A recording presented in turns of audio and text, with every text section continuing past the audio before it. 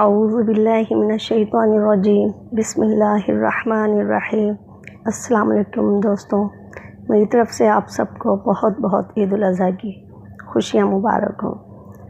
آپ کو پتہ ہے اللہ تعالیٰ نے مسلمانوں کو 2 تہوار دیے، جن میں عید الفطر اور عید الاضحیٰ۔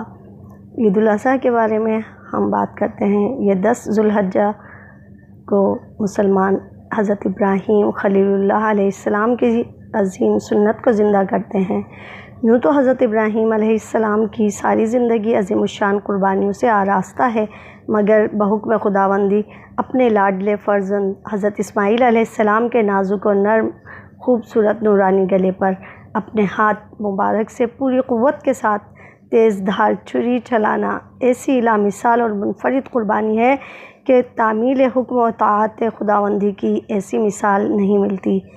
عجیب منظر تھا جب باپ نے اپنے نوعمر فرزند سے پوچھا، اے میرے بیٹے، میں نے خواب میں دیکھا کہ میں تجھے ذبح کر رہا ہوں، بتا تیری مرضی کیا ہے؟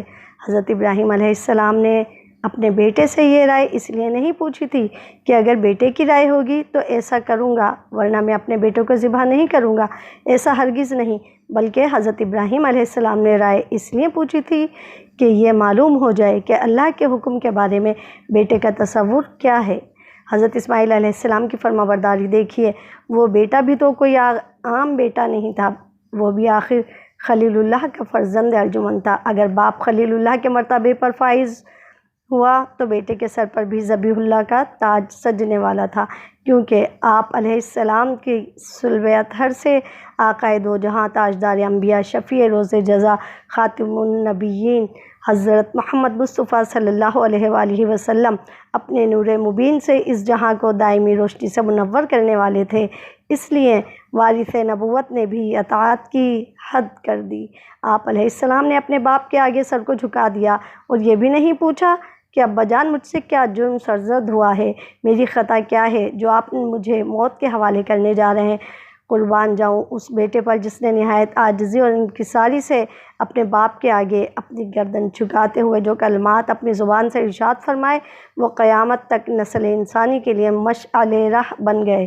قرآن کریم میں ارشاد باری تعالیٰ ہے، اس بیٹے نے کہا، اے ابا جان آپ وہی کیجئے جس کا آپ کو حکم دیا گیا ہے، انشاءاللہ آپ مجھے عنقریب صبر کرنے والوں میں سے پائیں گے۔ اے ابا جان میں روؤں گا نہیں اور نہ ہی میں چلاؤں گا اور نہ ہی آپ کو اس کام سے منع کروں گا، اب آپ چلیے اور اس حکم کی تعمیل میں دیر نہ کیجیے، انشاءاللہ آپ مجھے صبر کرنے والوں میں سے پائیں گے۔ بقول حضرت علامہ محمد اقبال، یہ فیضان نظر تھا یا کہ مکتب کی کرامت تھی، سکھائے کس نے اسماعیل کو آداب فرزندی۔ اب آگے بڑھ کر حضرت ابراہیم علیہ السلام نے اپنے بیٹے کو پیشانی کے بل لٹا دیا۔ حضرت اسماعیل علیہ السلام نے اللہ تعالیٰ کے عشق میں اپنی گردن مبارک زمین پر رکھ دی اور باپ نے چھری کو چلانا شروع کیا تو آسمان دنیا کے فرشتے پہلی دفعہ اطاعت خداوندی اور تسلیم و رضا کا یہ عالیشان منظر دیکھ کر ششدر رہ گئے۔ قریب تھا کہ چھری چل جاتی، لیکن اللہ کریم کی طرف سے ندا آئی، اے ابراہیم تم نے خواب کو سچ کر دکھایا، یہ ایک بڑی آزمائش تھی، تم اس میں کامیاب ہوئے اور اللہ تعالیٰ نے حضرت اسماعیل علیہ السلام کے بدلے قربانی کے لیے ایک دمبا بھیج دیا، اور یوں یہ سنت ابراہیم قیامت تک ہر صاحب استطاعت پر واجب کر دی گئی۔ حضرت زید بن ارقم رضی اللہ تعالیٰ عنہ فرماتے ہیں کہ صحابہ کرام رضوان اللہ علیہم اجمعین نے عرض کیا، یا رسول اللہ صلی اللہ علیہ وآلہ وسلم یہ قربانی کیا ہے؟ آپ صلی اللہ علیہ وسلم نے فرمایا، یہ تمہارے باپ حضرت ابراہیم علیہ السلام کی سنت ہے۔ انہوں نے عرض کیا کہ یا رسول اللہ صلی اللہ علیہ وآلہ وسلم اس میں ہمارا کیا فائدہ ہے؟ آپ صلی اللہ علیہ وآلہ وسلم نے فرمایا، اور ان کے ہر بال کے بدلے ایک نیکی ملے گی۔ انہوں نے بھی عرض کیا، یا رسول اللہ صلی اللہ علیہ وسلم اون کا کیا حکم ہے؟ آپ صلی اللہ علیہ وسلم نے فرمایا، اون کے ہر بال کے عوض بھی ایک نیکی ملے گی۔ مشکات شریف کی حدیث۔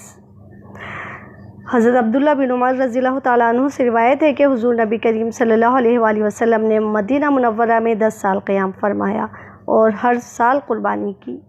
حضور اقدس صلی اللہ علیہ وآلہ وسلم نے فرمایا قربانی کے دن کوئی نیک عمل اللہ تعالیٰ کے نزدیک قربانی کا خون بہانے سے بڑھ کر محبوب اور پسندیدہ نہیں۔